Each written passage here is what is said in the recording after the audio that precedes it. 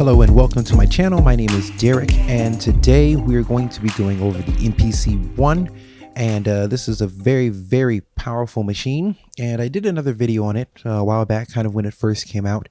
It just kind of talked about what it was, but today I really want to go in depth and show you how it works. Now, this is going to be a series of videos, so I'm not going to be covering everything in the MPC One in this one video, but I'm going to cover a lot of its functionality here in the next upcoming videos. So if you do like in-depth videos like this, tutorials, walkthroughs, reviews, and stuff like that, then you might want to consider liking and subscribing to my channel, as I'm always uploading new stuff. So go ahead and hit that bell icon so you get the notification.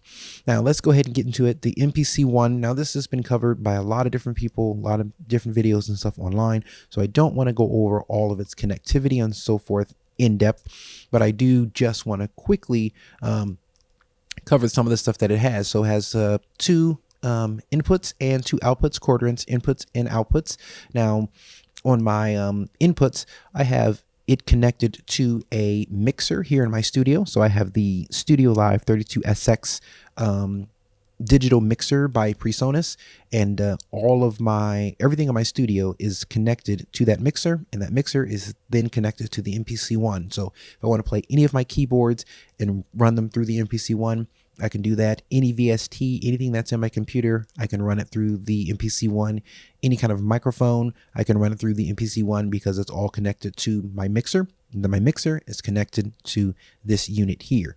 And then it has your standard MIDI 5-pin DIN or whatever it's called. You have your just a MIDI out and a MIDI in as well. Then it has a USB port as well, and two USB ports. So one USB port, you can have your flash drives and stuff connected to it, or you can have like external hard drives where you have all your samples and stuff,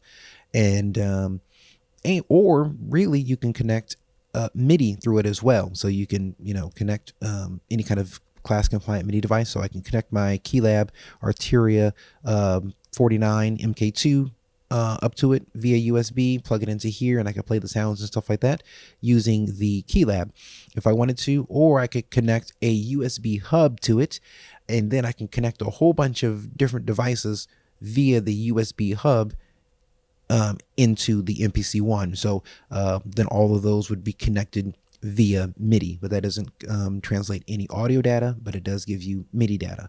And then it has the SD card slot in the front, a microphone jack, a headphone jack in the front and stuff as well.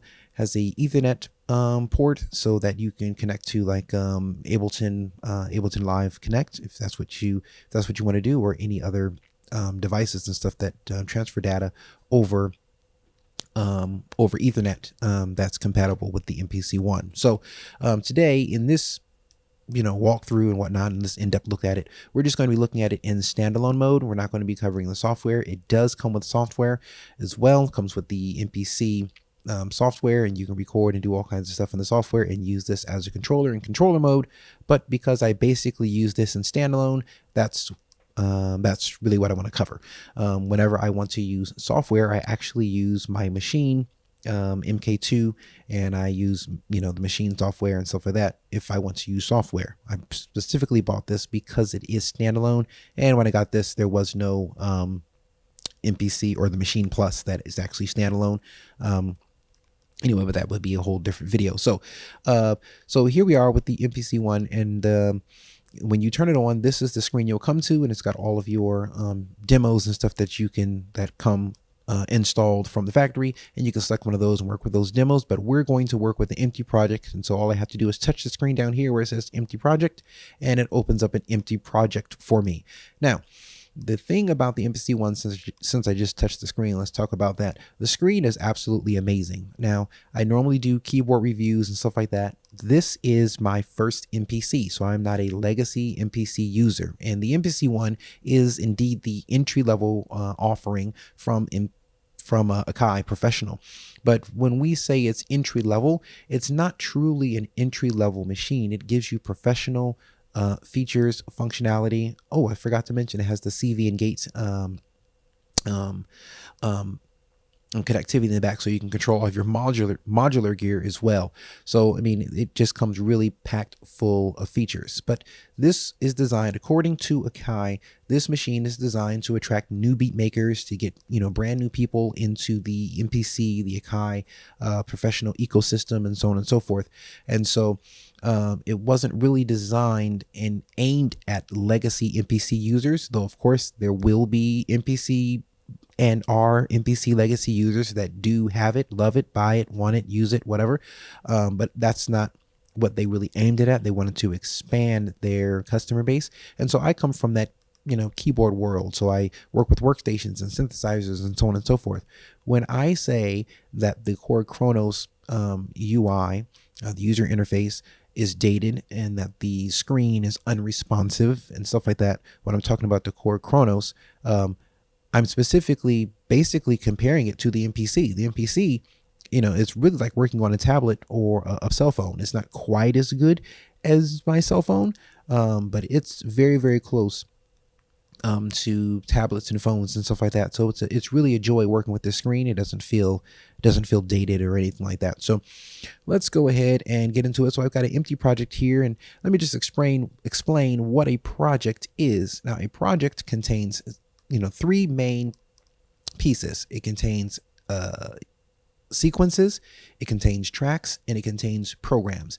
Now, your sequences, a sequence is basically a building block of a song. So it can contain multiple tracks at the same time, just like any kind of a normal DAW, but and you get 128 sequences per track. So think of it as building blocks of a song. It can be your chorus. It can be like a hook. It could be your verses or whatever, different parts of your song. And then you put different sequences together to complete a song.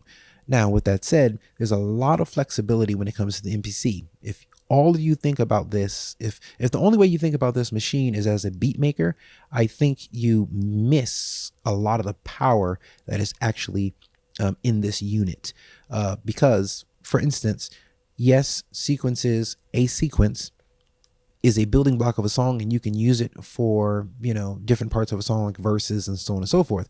But as far as your bars are concerned, because you can pick your bars here, how many bars you want, or measures that you want in your sequence, you can go all the way up to 999 measures. So you're just one shy of 1,000 measures, or bars as they call them. You're one shy of 1,000 bars in one sequence. So if you really kind of wanted to use it almost linearly, where it's not looping and stuff like that, and you don't want to do like a loop based recording kind of thing, you can actually kind of record linearly like you would in a traditional DAW or a traditional sequencer in a keyboard workstation or something like that, because you can go all the way up to 999 measures. So that's very powerful there. So 128 sequences per project, and then you have your tracks, and you have two different types of tracks. You have MIDI tracks, which is on now, or if I click tab over here, it has audio tracks. So in standalone mode, you get 8 audio tracks. If you're using it through the software, you would get 128 audio tracks, because it, you know, leverages the power of your computer and just uses this as a controller. But if you're using it in standalone mode, you only get 8 audio tracks, and that's just due to memory and stuff, I'm sure. But you get 128 MIDI tracks as well. Now, as far as your MIDI tracks don't actually contain any kind of audio data. A MIDI track only is going to contain MIDI data in the track, and it routes that MIDI data through your program, which is where your sound resides. So I just want to show you how that works, because if you're new to MPC world, like I was when I first got the MPC One, some of this stuff was a little confusing as far as, you know, what is a sequence and what is a track and how does it all work? And so I just want to really kind of break down how this ecosystem actually works and show you how the flexibility of it is. So let's see here. So what I'm going to do really quickly, I'm just going to hit browse, and I'm just going to pick something here. Turn on the audition. Turn it to auto here. So I'm just going to pick a drum kit. All All right, so I'm going to load this drum kit up. I can just hit load if I wanted to, or I can just tap this button here, and now it loads that drum kit into my project. I'm going to load another one. Scroll up.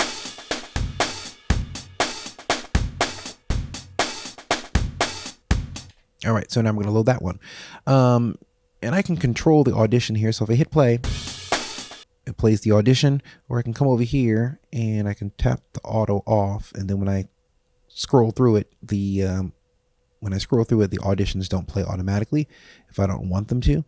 I normally do leave them on. Every now and then I have them off. And if I want to here, I can adjust the volume of the audition to play at. So anyway, let's go back into my project. I'm just going to hit main, and now I have two different drum kits loaded into my program. So this is one drum kit here. And then we have another drum kit, this one. All right, so we got two different drum kits. Let's go back to my track. I'm just going to record a quick loop. Let's see here. Track number 1. Here we go.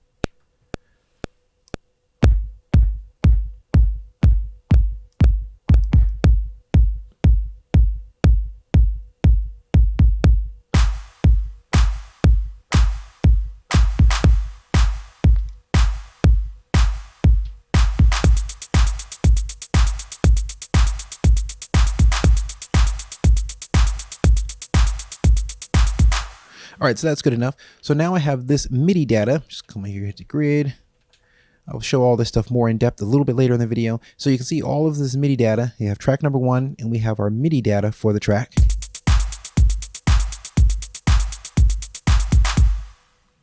Right?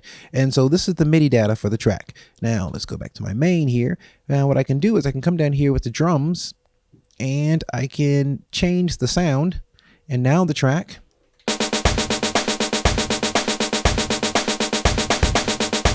So sounds horrible. I don't know what kind of beat that would be, but because I changed the sound, the MIDI data stays the same, and it is routed through this. It is routed through the drum program. So since it's routed through the program, the MIDI data stays the same, and it just plays whatever pads.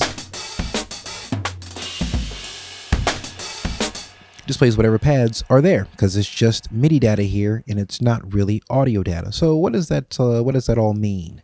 How can that be really flexible? Let me just go here. I'm just gonna don't save. We're just gonna load a new project. So I'm just doing this. Let's wait for it. Hit empty project, and let's do something here. So what does it all mean? Let me go up here and change this to 4 bars. Again, I'm gonna go over this all in depth in just a second. I'm just showing the flexibility of having, your tracks and running through your drum programs. All right, now let me just browse and upload something again.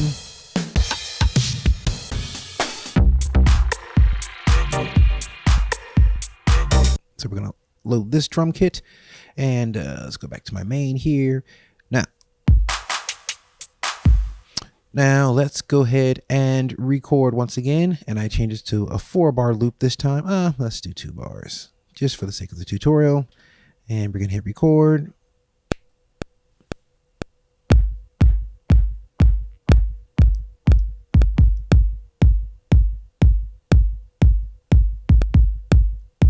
Nope, didn't like that, so I hit undo, and we'll try it again.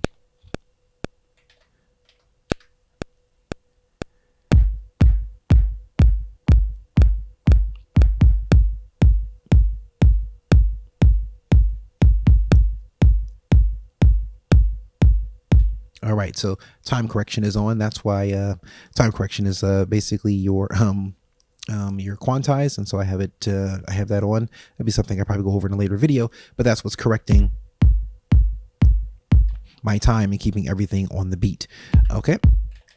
All right. So that's track 1, and that's the MIDI data on track 1, right? Now I can come over here and I can go to track number 2, right? And then I can record.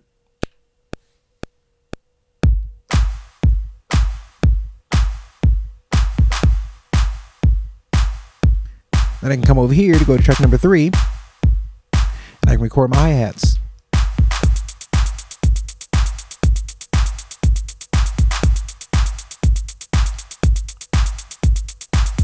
I can go to track number 4.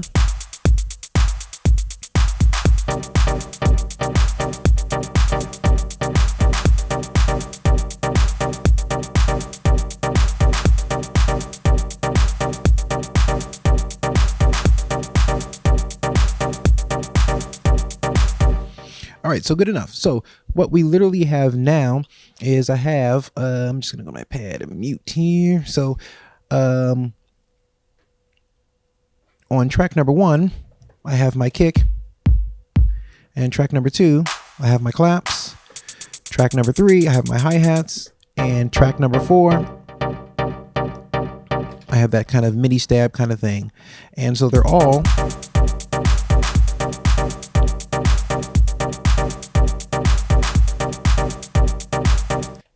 on separate tracks, so I can mix it and stuff like that if I wanted to, mix the different tracks, because all the drums are actually on different tracks. And I'm not going to run out of tracks because I have 128 tracks that I can use in this particular sequence.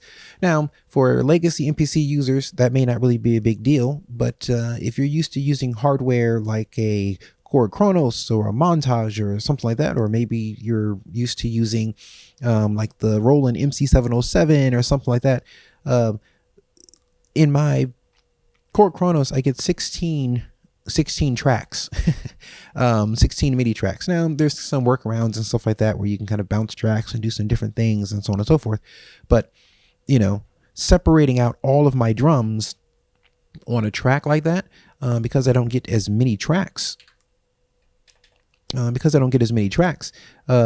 would run out of tracks very, very quickly and then have to start employing a lot of different workarounds. With the MPC One, I don't have to do that because, track 1 contains, I can have track 1 just be a kick, and then track 2 just be claps, and track 3 be, something else, and so on and so forth, all the way up to 128 tracks. So, I mean, that's just track 1. So anyway, that shows some of the flexibility that the MPC One has that you don't necessarily have with other hardware units. And for people who come from MPC, may not be a big deal, but for me being new to MPC, that was certainly a big deal.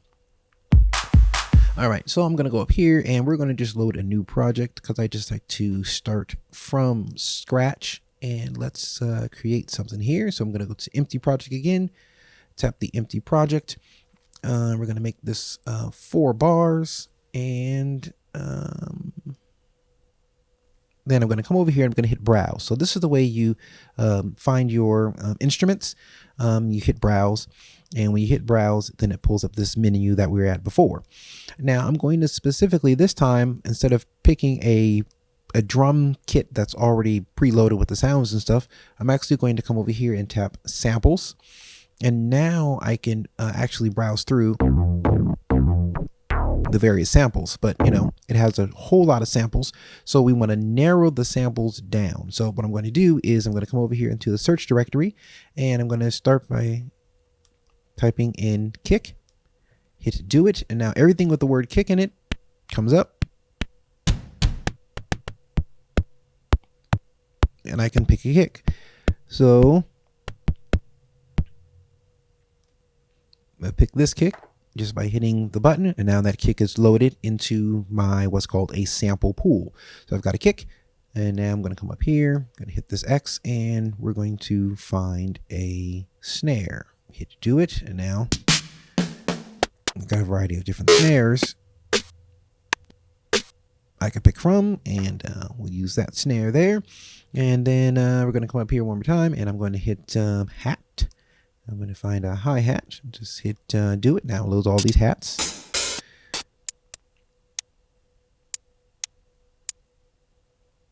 I'll load that one, that's a closed hat.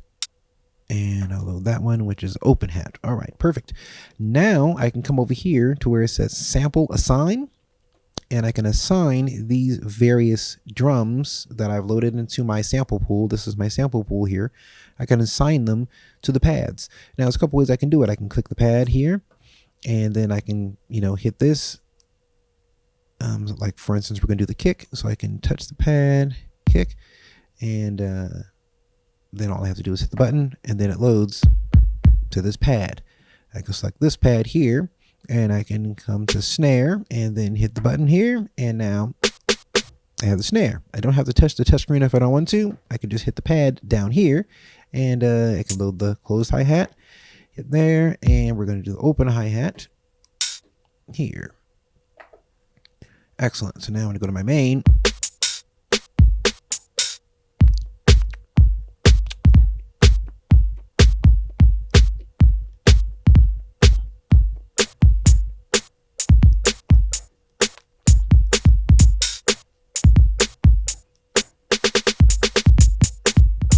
All right, so now I've created, my own basic drum kit here. So let's go ahead and record something with this.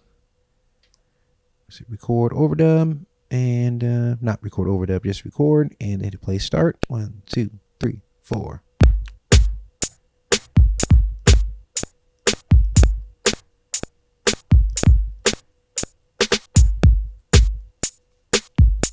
It didn't like it, and that's okay, because I can come over here and I can hit undo.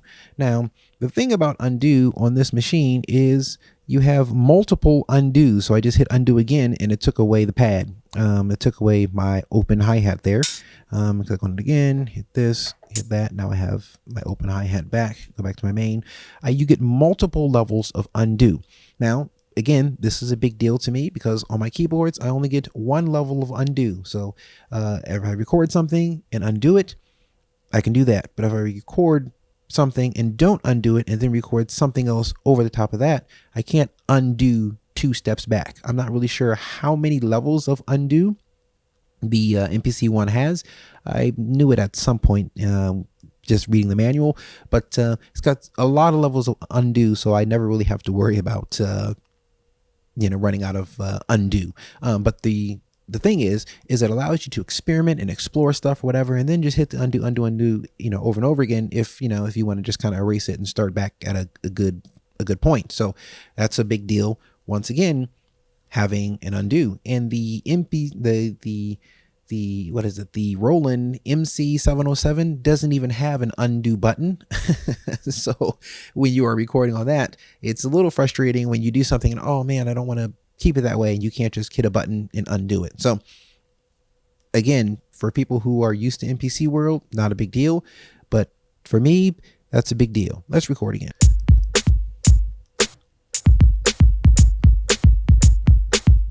All right, let's try something totally different here. Stop, record, play, start.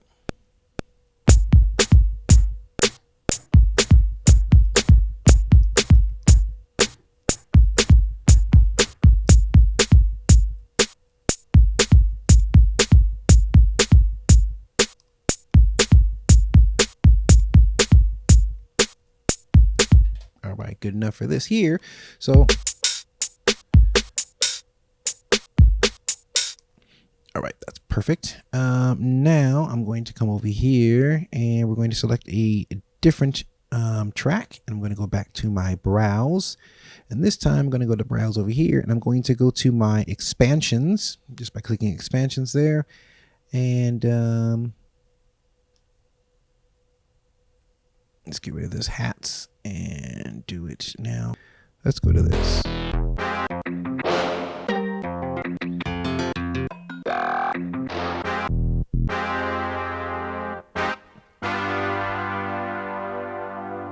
Perfect. Let's load that sound. All right. Then come back to my main here. Now, there are multiple notes playing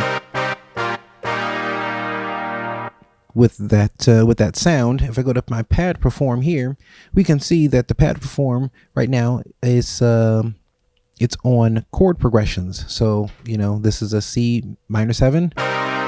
A C minor, a C minor with a B in the bass, and an E flat with a B flat in the bass. Now I can select notes if I want to, and it's just, it'll just be notes, single notes, and the scale is a C natural minor, but I can change the scale so it's a C sharp.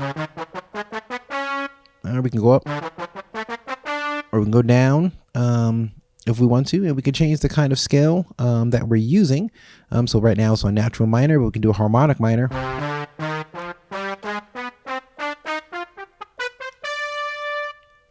And the ones that are red show you where your octaves are. Where I can hit the screen instead of the pads if I wanted to. Pentatonic major.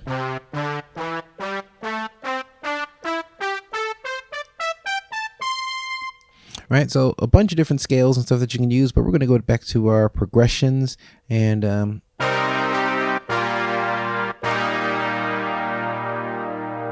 we'll select that. Let's just see what we got here.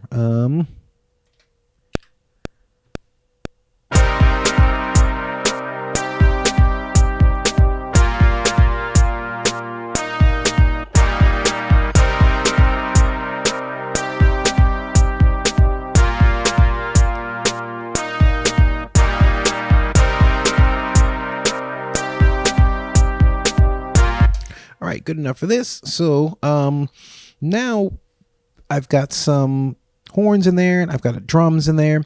Now what you can do is I can come over here and I can double click the main button and it's going to take me to my grid view. Now my grid view shows me all of my actual MIDI data. And so these are my horns and here is all of the MIDI data for the horns. If I come over here to from track 2 and go to track 1, it shows me all of my MIDI data for my drums. So I can go like this. I can pinch to zoom just like you would on a cell phone and move it around. And this is my MIDI data for the drums. If I hit play start, you can see it goes through. So this is my MIDI data. If I hit the pencil and touch this, touch the different notes, you see it plays them. So just like you would in a DAW. Now I can actually write in different notes if I want to. Just undo that because there's really nothing up there, nothing on the pads, but I can write in different notes. But also if I wanted to, I could you know, select just like you would with a a keyboard and mouse. And if I wanted to, move these around, I could move them. So I can move these notes around. So that's great for MIDI editing. And again, maybe, you're a legacy MPC user or you're used to using DAWs. Now I'm used to using a DAW, but having this in standalone is amazing. That touchscreen, being able to do that kind of thing. I can even select something like this. I selected the note and I can just turn the this encoder here and I can nudge it because nudge is selected. I can nudge it and I can move the note where I want it to go. And now if I hit don't snap, then I can just move it, without it snapping to the grid. If I hit, if I don't leave that, if I leave don't snap unchecked, then it will, move it according to the grid so everything stays in time. And also if I hit the transpose here, and then now I can actually move it up and down. So that's very cool. Probably works better on, let's go to track number 2 and let's find, there we go. And we're just going to select this here. Right now it's on transpose and I can move the note, move the notes around.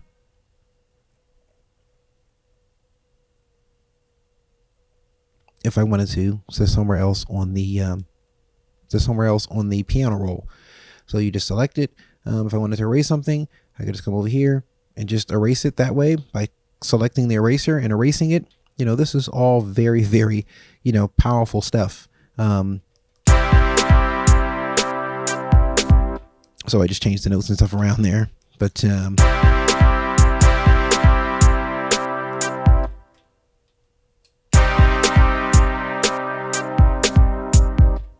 so anyway, yes, so you have your little magnifying glass, and you can basically go through and you can edit your stuff here and just like pinch to zoom, move stuff around. You have your thing here, so you can select various different notes if you want to. Then you can select those different notes, and you can really kind of move them around. Let me just so if I wanted to move around and stuff on the grid, so if I messed up something or need to change a MIDI note or MIDI input or stuff like this, it works just like a DAW. It's basically like a DAW in a box. Or if I wanted to, let's go back to track number 1, right? And let's see here. Track number 1. I'm just going to solo it.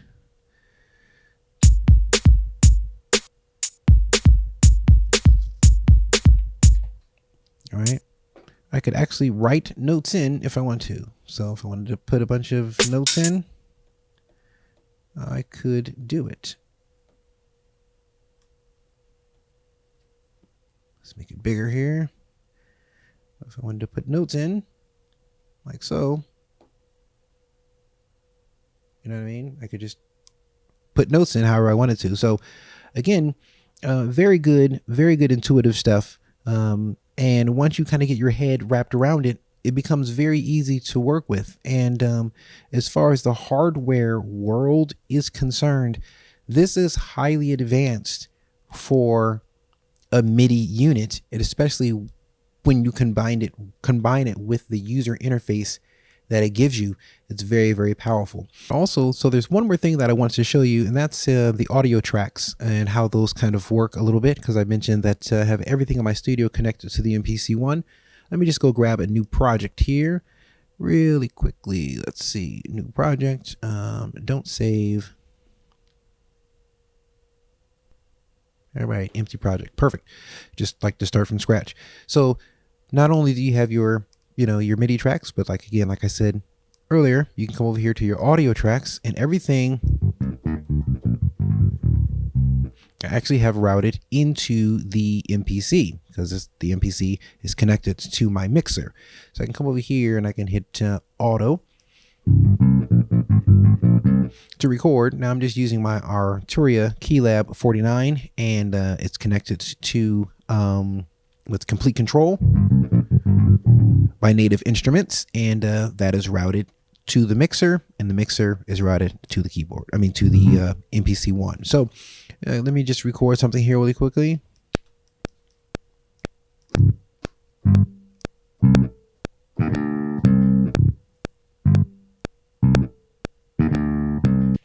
And so now I have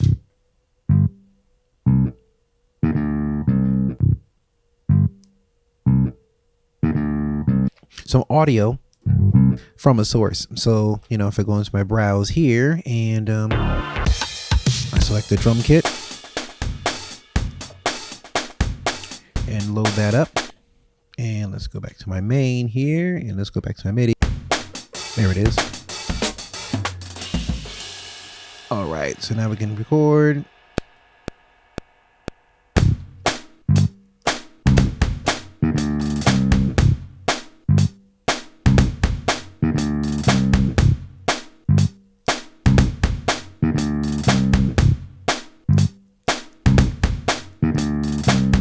So just a quick demonstration. Now I can bring in any audio I want to. I can do my voice. I can do, whatever I want to. I could bring audio in as well. So I've got 8 audio tracks and 128 MIDI tracks, and I can put anything on an audio track that I want to. Even in standalone mode, that is very, very, very powerful. So your imagination really is your only limitation when it comes to this machine. So anyway, I don't want this video to be much longer. I just wanted to show a little bit of how the MPC works. Now again, this is the first video in a series of videos, so there's going to be more in-depth tutorials, walkthroughs, and so on and so forth.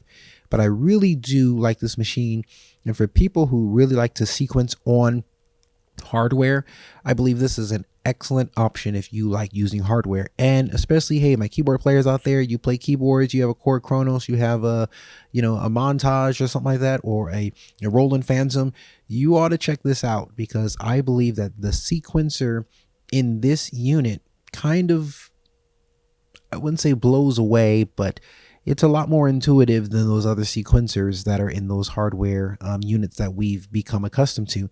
And we need to kind of start demanding, Korg and, and Roland and these other companies to really kind of get on the bandwagon when it comes to being intuitive and stuff like that as far as your sequencers. Now that's just my opinion, but anyway, we're going to do more stuff on the MPC One. And thank you for watching my video. If you like these kind of in-depth videos, again, please like and subscribe to this channel and hit the bell notification, because I'm always uploading new stuff, so you get that notification when I do upload things. Thank you so much for watching, and I will see you guys on the next video.